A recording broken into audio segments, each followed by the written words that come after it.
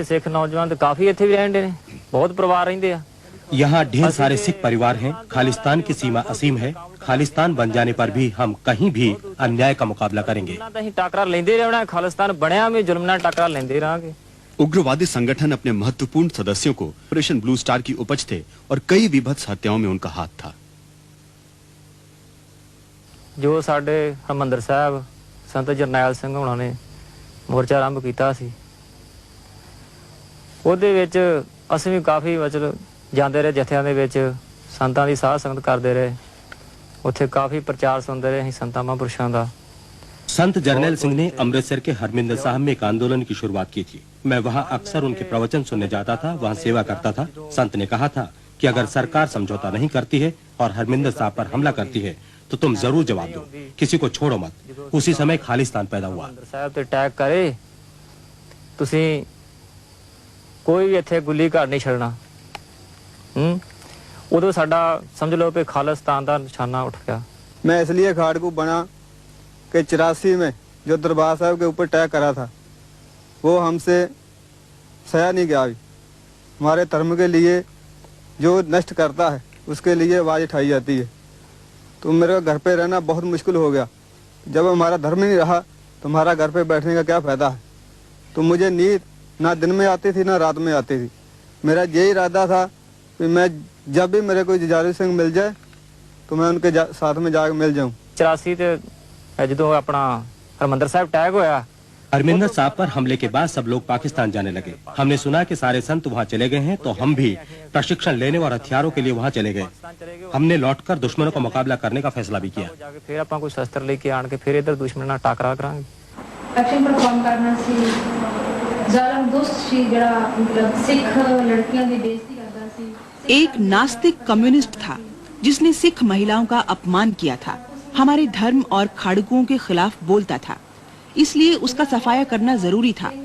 खूब अच्छी तरह योजना बनाकर हमने कार्रवाई शुरू की।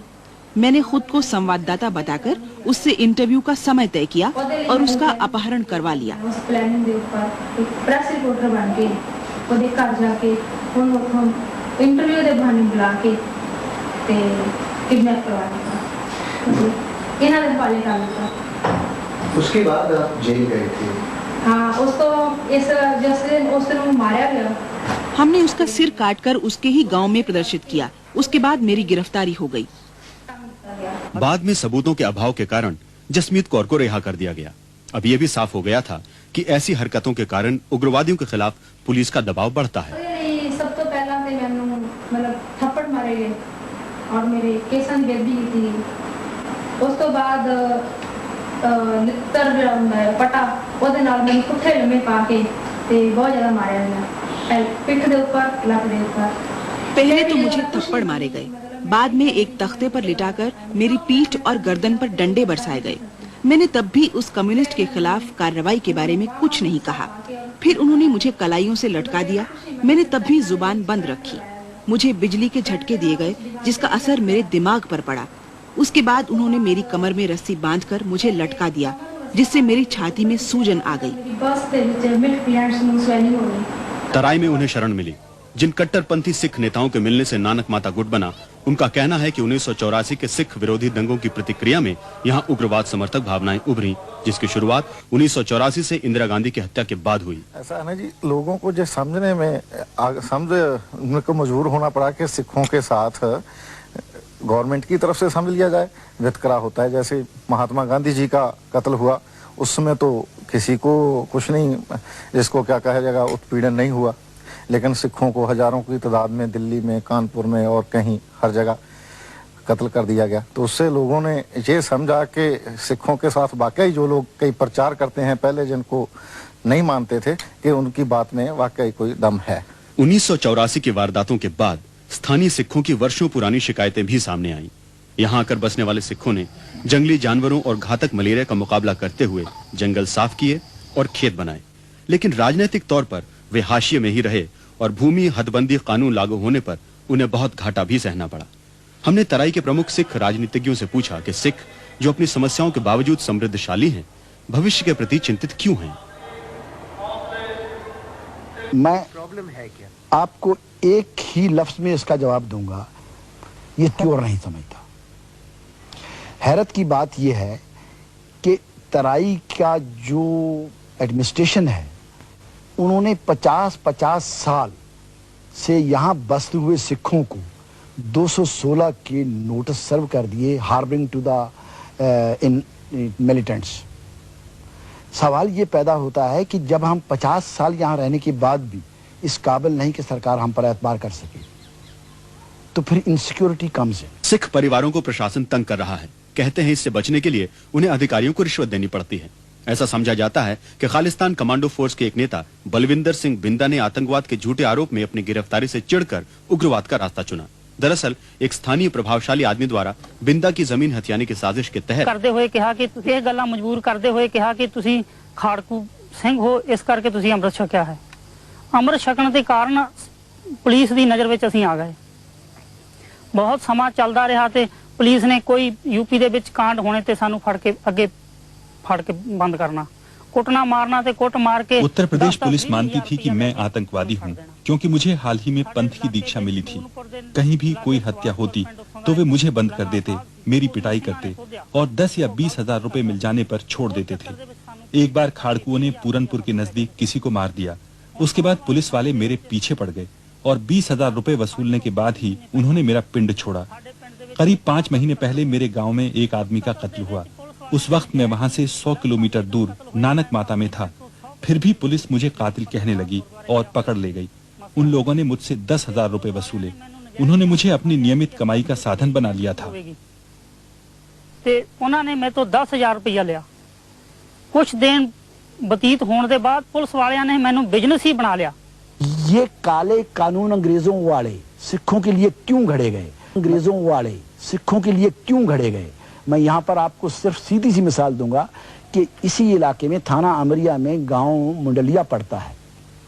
वहां से एक ही रात में मिलिटेंट्स 315 बोर की 2 राइफलें छीन कर ले गए। बाई चांस एक राइफल एक मुसलमान की थी, एक सिख की थी। इस कानून ने सिख को टेररिस्ट एक्ट में बंद किया, जिसकी 2 साल में आज तक मुलाकात नहीं हो सकी, और मुसलमान को 25A में चालान किया आर्म्स एक्ट में। वो तीसरे दिन जमानत करा के आके अपने घर बैठा है। इस तरह की घटनाओं से फैलने वाले क्षोभ के कारण ही नई पीढ़ी के पढ़े लिखे और संपन्न सदस्य भी उग्रवादियों की ओर आकर्षित हो रहे हैं। मसलन जसमीत कौर पंजाब के एक पुलिस अधिकारी की बेटी है, जिसने खालसा कॉलेज अमृतसर से अंग्रेजी में MA किया है। सुखदेव सिंह पूर्व प्रधानमंत्री चंद्रशेखर के एक विश्वस्त और बड़े भूस्वामी तारलोचन सिंह के दामाद हैं। अगर ये दोनों चाहते तो बड़े आराम से मध्यवर्गीय जीवन व्यतीत कर सकते थे, लेकिन अब उनके लिए एक खास मकसद ही सब कुछ है। ਰਿਹਾ ਹੋਣ ਤੋਂ ਬਾਅਦ ਫਿਰ ਇਸ ਤਰ੍ਹਾਂ ਸੀ ਵੀ ਮੈਂ ਆਪਣੇ ਘਰ ਤੇ ਵਾਪਸ ਜਾ ਨਹੀਂ ਸੀ ਸਕਦੀ। ਜਥੇਬੰਦੀਆਂ ਮੈਨੂੰ ਚਾਹੁੰਦੀਆਂ ਸੀ ਕਿ ਇੱਕ ਐਕਸ਼ਨ ਕੀਤਾ ਇਸ ਤੋਂ ਗਾਂ ਵੀ ਵਧੀਆ ਐਕਸ਼ਨ ਕਰ ਸਕਦੀ ਹੈ। जेल से छूटने के बाद मैं घर नहीं जा सकती थी। मैं उस टोली में शामिल होना चाहती थी जिसके लिए मैंने एक कम्युनिस्ट के खिलाफ कार्रवाई में हाथ बटाया था। उन लोगों ने जेल में मेरी बहुत मदद की थी। वे भी चाहते थे कि मैं उनकी टोली में शामिल हो जाऊं, लेकिन समस्या ये थी कि वे किसी अविवाहित महिला को अपने साथ नहीं रख सकते थे। आखिर मैंने शादी का फैसला किया और सतनाम सिंह चीना के साथ शादी कर ली। भाई सतनाम सिंह चीना दे नाल मैरिज हो गई। के जो बच्चे हैं, 2 बच्चे और आपकी पत्नी, उनने क्या कहा था? उनने यही कहा था, जब अब शादी के लिए जा रहे हैं तो नेक ही काम करना, जाके गद्दारी ना करना, अच्छा ही काम करना, जो भी करना है। कभी रोकने की कोशिश नहीं? कभी रोकने की कोशिश नहीं करी उन्होंने। ਜ਼ਿੰਦਗੀ ਕੱਲੀ ਫੁੱਲਾਂ ਦੀ ਸੇਜ ਤਾਂ ਨਹੀਂ ਹੁੰਦੀ, ਕੰਡਿਆਂ ਦੇ ਉੱਪਰ ਵੀ ਤੁਰਨਾ ਪੈਂਦਾ ਹੈ। ਜਦ ਕਿ ਸਾਡੀ ਕੌਮ ਨੇ ਹਮੇਸ਼ਾ ਹੀ ਫੁੱਲਾਂ ਨੂੰ ਛੱਡ ਕੇ ਕੰਡਿਆਂ ਨੂੰ ਅਪਣਾਇਆ ਹੈ। जिंदगी सिर्फ फूलों की सेज नहीं है, आदमी को कांटों पर भी चलना पड़ता है। जब हमारे अपने लोगों ने फूलों को छोड़कर कांटों को चुना है, तकलीफों को अपनाया है, जब आम सिख भी इस रास्ते पर चल रहा है, तो मुझे नहीं लगता कि मैंने कोई बड़ा त्याग किया है। जब मैं कोई अपने खास अपने सुखा नु ऐशा नु छड्या। लोगों में पुलिस विरोधी भावना के कारण उग्रवादियों को अपने लिए सुरक्षित घरों, सूचना केंद्रों और रसद के भंडारों का व्यापक जाल बनाने में बड़ी सहूलियत हुई है। इनमें से किसी भी जगह का कुछ घंटों से ज्यादा इस्तेमाल नहीं होता। जगह बदलने के दरमियान ही कभी कभी वे लोग कुछ चुने हुए फार्मों पर भी जाते हैं। दहेज, शराब और धन के दिखावे पर सख्त पाबंदी के कारण उग्रवादियों, खासतौर से चीना गुट के ढेर सारे हमदर्द बन गए हैं। कुछ लोगों को उग्रवादी ऐसे लगते हैं मानो वे खतरे में पड़े एक धर्म के हथियारबंद रक्षक हो। हिंदुइज्म की ये थ्योरी रही है कि अपनी विशालता में हर पैदा होने वाले समुदाय को या मजहब को या किसी आइडियोलॉजी को अपनी आइडियोलॉजी में मिलाकर डिसॉल्व कर दिया जाए।